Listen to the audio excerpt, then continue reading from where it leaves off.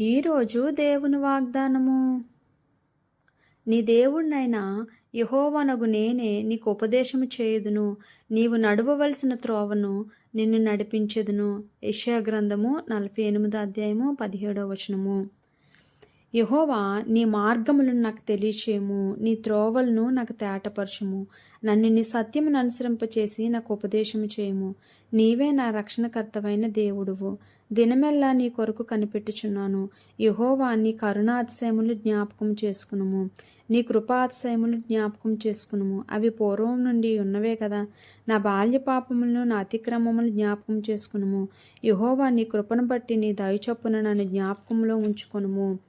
యెహోవా ఉత్తముడును యథార్థవంతునయ్యున్నాడు కావున తన మార్గములను గూర్చి ఆయన పాపులకు ఉపదేశించును.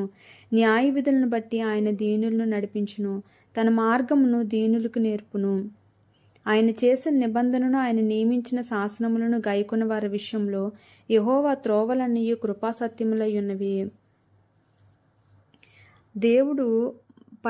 దేవుడికి మన పట్ల ఉన్న కృపను బట్టి, ఆయన మన పట్ల ఉన్న ఒక ప్రణాళికను బట్టి ఆయన మన త్రోవల్ని సరళం చేసే దేవుడు అండి.